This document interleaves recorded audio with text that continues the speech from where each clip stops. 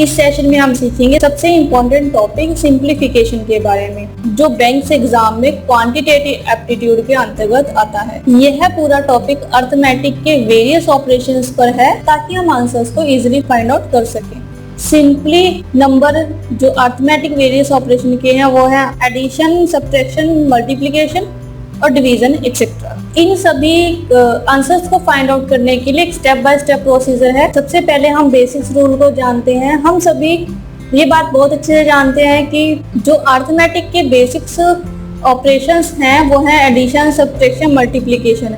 लेकिन हम इसे सिंप्लीफिकेशन में कैसे यूज करेंगे?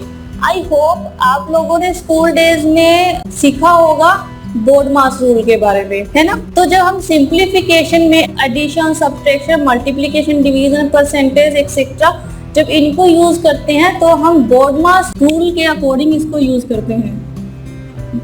बोर्ड मास, है ना, हम सबने पढ़ रखा है ये रूल बोर्ड मास। यहाँ पर B stand for brackets, B stand for brackets, O stand for order of operations, D stand for division, M stand for multiplication, A stand for addition and S stand for subtraction। यानी कि अगर हमें कोई simplification का question exam में दिया गया है तो हम सबसे पहले उस क्वेश्चन में ब्रैकेट को सॉल्व करेंगे। अगर कोई नंबर, कोई डिजिट अगर आपको कुछ ब्रैकेट्स में दिया गया तो हम उसे पहले ब्रैकेट्स को सॉल्व करेंगे। हर तरफ किसी भी तरह की ब्रैकेट्स हो सकती है। सेकेंड है ऑर्डर ऑफ एक्सपोनेंशियल ऑपरेशंस। जैसे कि कई नंबर्स हम लोगों के पास सिंप्लीफिकेशन में होते हैं पावर्स वाले, 3 का square is equal to what, या फिर 4/5 ऑफ 60। इस तरह के जो नंबर्स या ऑपरेशंस हम लोगों के पास होते हैं वो उसके बाद हम सेकेंड नंबर पे उनको सॉल्व करते हैं। पहले ब्रैकेट सॉल्व करते हैं, देन ऑर्डर ऑफ, ठीक है। उसके बाद डिवीजन, अगर कोई डिवीजन का सिंबल बीच में दिया गया है 2 नंबर्स के तो हम उनको सॉल्व करेंगे। नेक्स्ट मल्टीप्लिकेशन, उसके बाद एडिशन करेंगे, देन सब्ट्रैक्शन करेंगे। हम इस बोर्ड मास रूल के अकॉर्डिंग हम उसे सॉल्व करेंगे ताकि जो हमारे पास रिक्वायर्ड आंसर है और सही आंसर है हम उसे फाइंड आउट कर सकें। तो आप इन 6 स्टेप को, first step bracket, second step order of exponential operations, third step है division, fourth multiplication, fifth addition and sixth subtraction.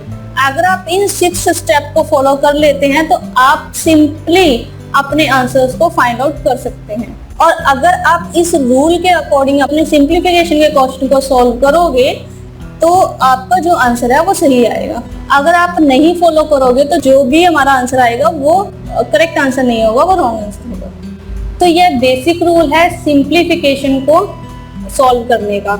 ये रूल सिंप्लीफिकेशन पर ही अप्लाई नहीं होता, ये एप्टीट्यूड के और भी टॉपिक्स जैसे कि टाइम एंड वर्क या प्रॉफिट एंड लॉस में भी अप्लाई होता है।